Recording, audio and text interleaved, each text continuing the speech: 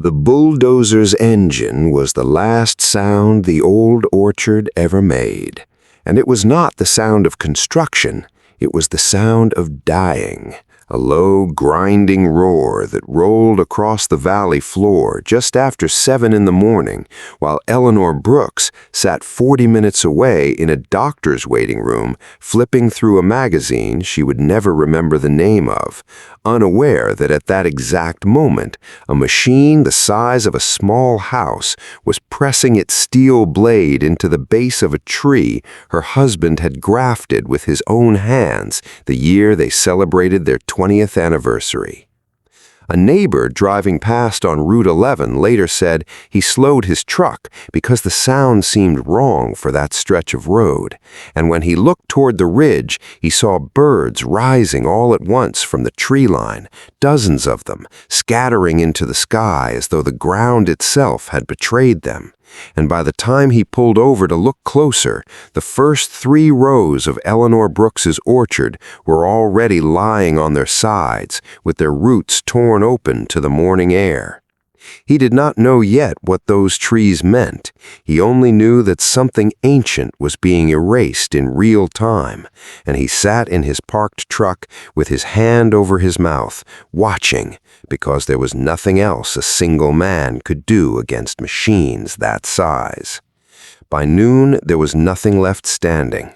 By the time Eleanor's car turned onto the gravel drive that afternoon, the orchard she had walked every morning for 50 years existed only in her memory, and the woman who stepped out of that car onto ground she no longer recognized was about to become someone the men who ordered this destruction never expected to meet.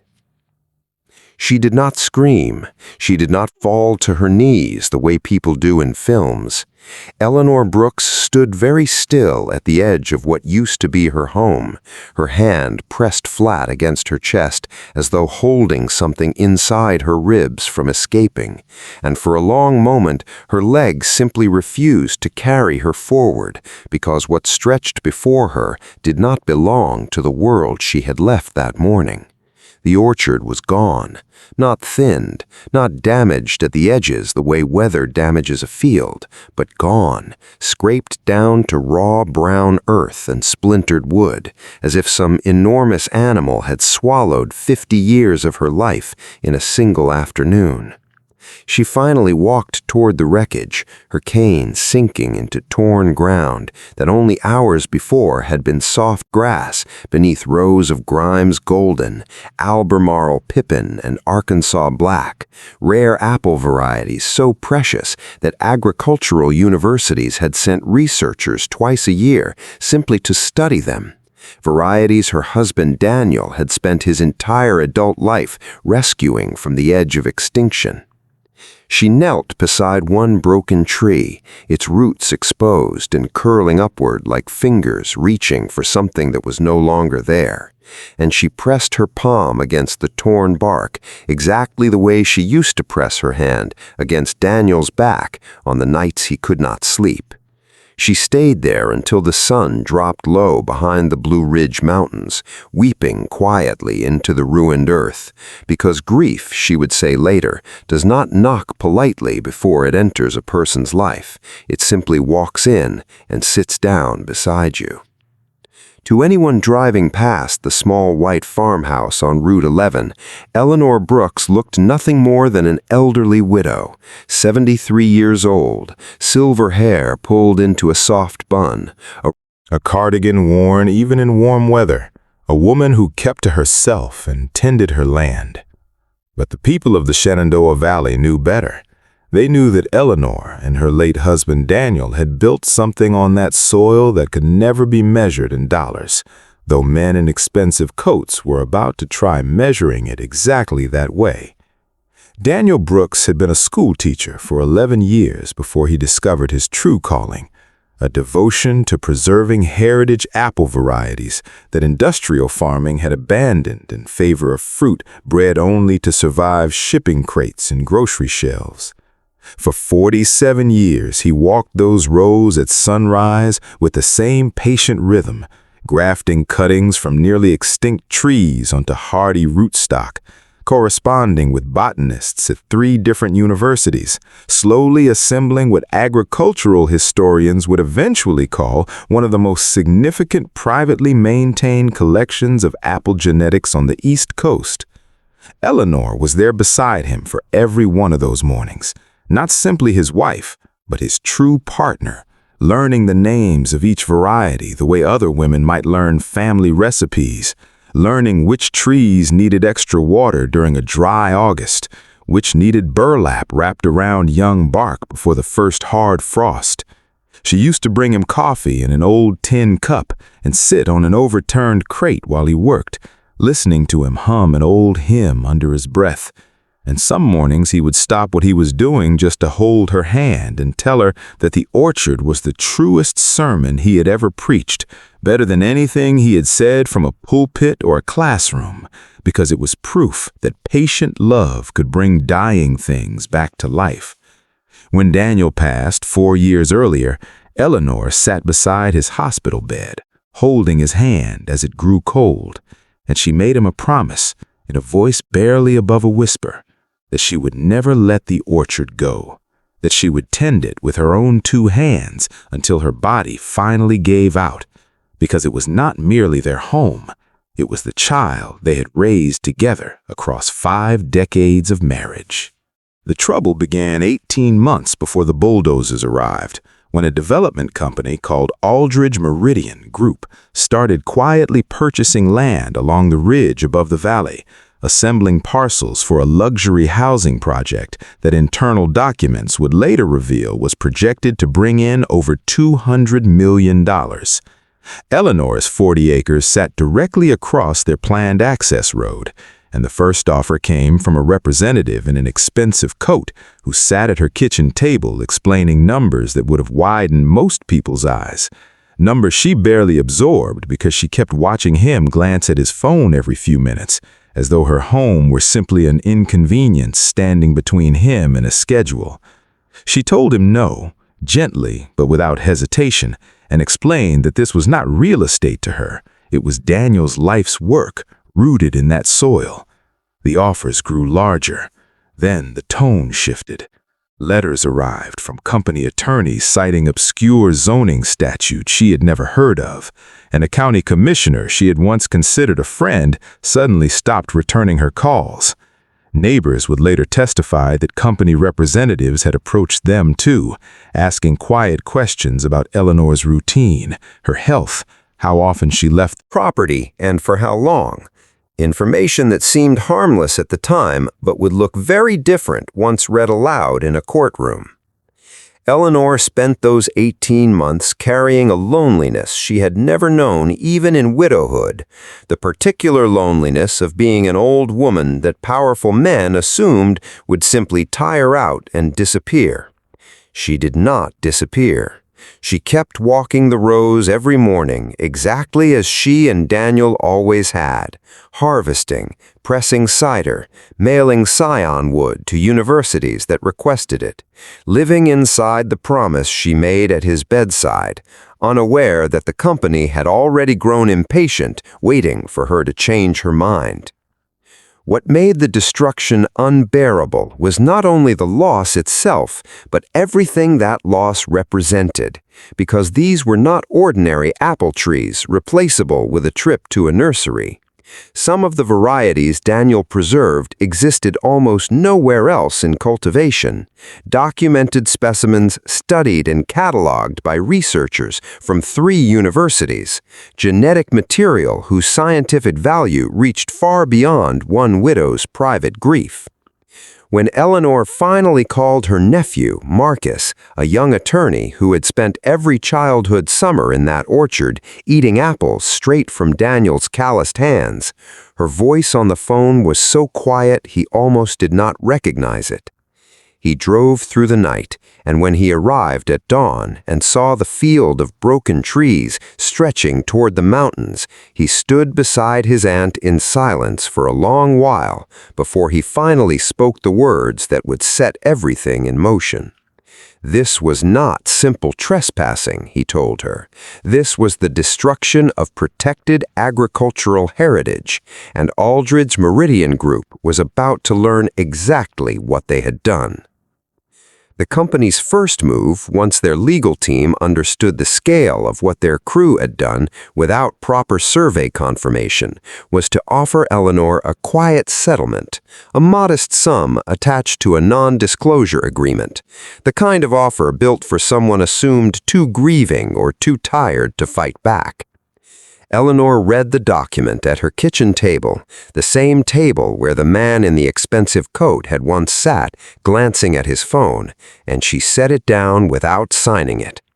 "Marcus, why should I stay quiet?" she asked him that evening, when they took something that was never theirs to take. She wanted the world to know what had been buried in that field, and she wanted Daniel remembered not as a footnote in a settlement agreement, but as a man whose quiet devotion had mattered.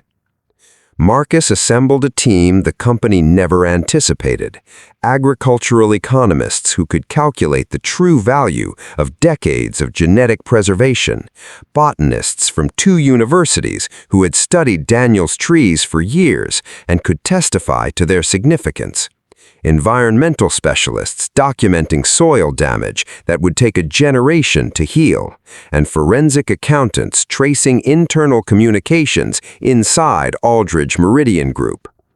Then came the twist no one in the courtroom expected.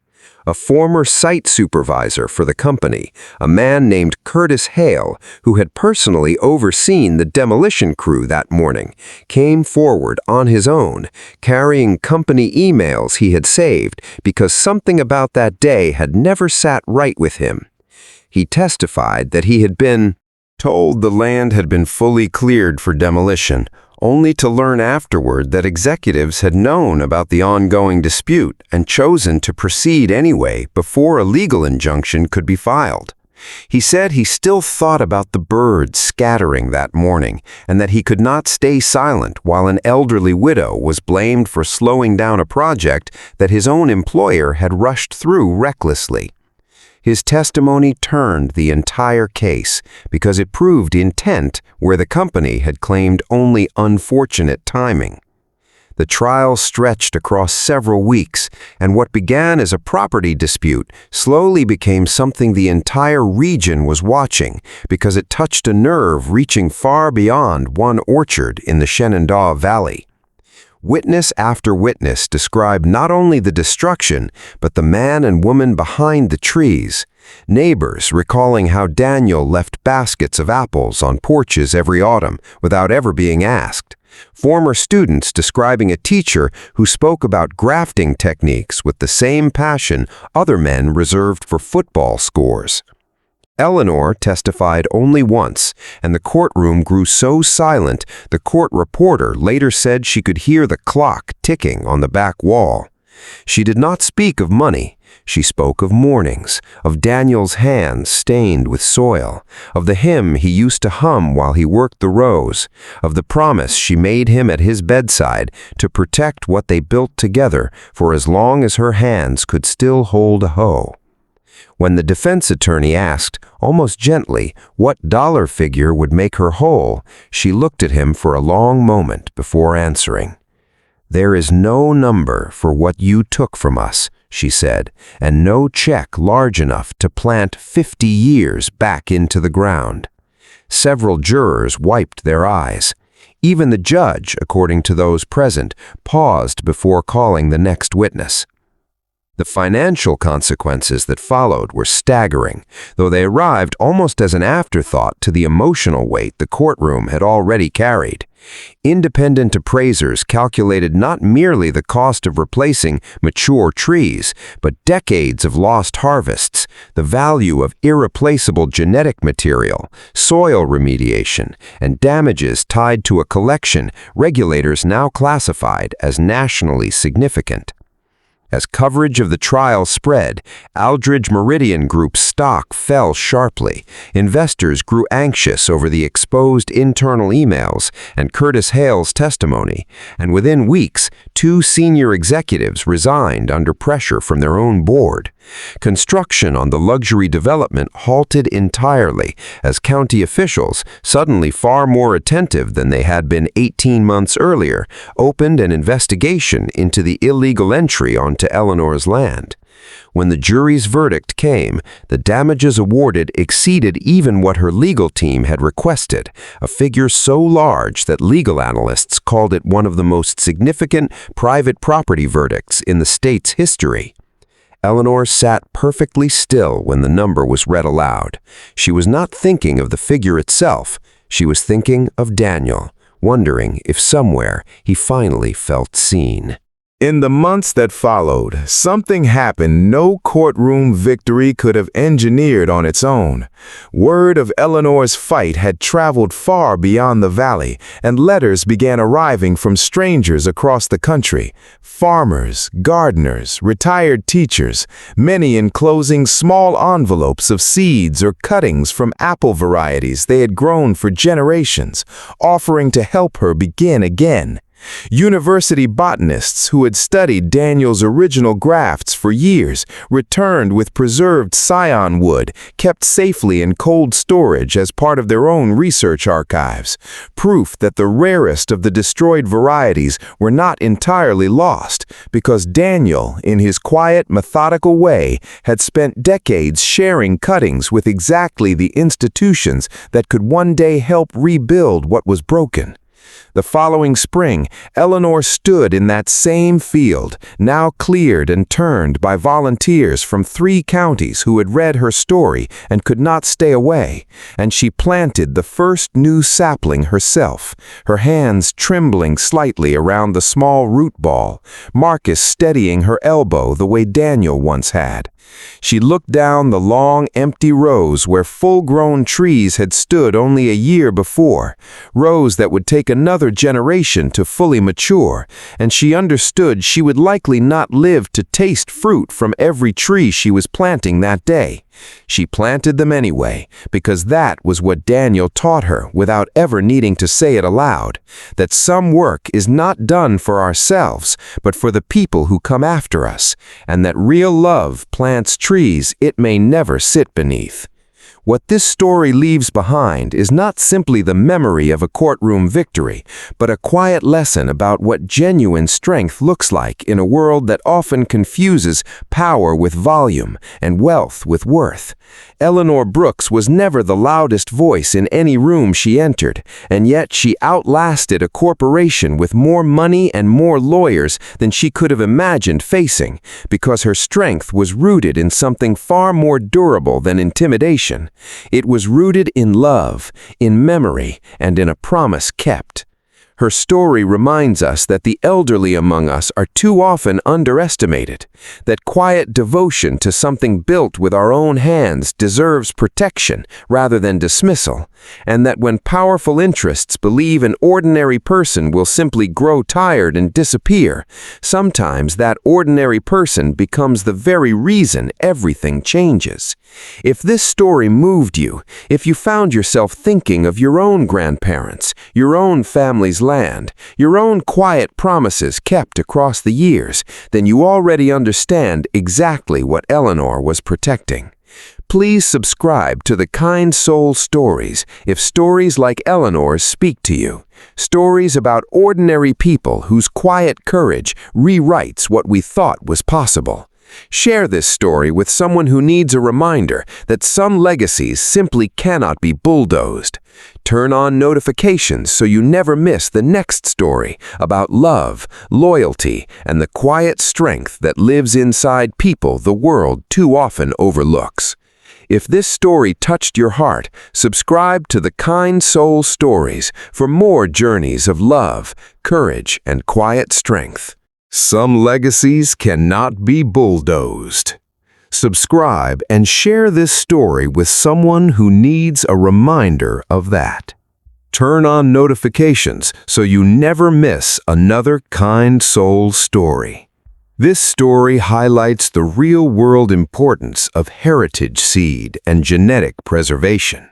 Many historic American apple varieties have genuinely nearly vanished due to industrial monoculture farming, and universities and private growers do actively maintain scion wood archives for exactly this reason. It also underscores property rights, elder abuse in predatory business practices, and the value of whistleblowers in holding corporations accountable.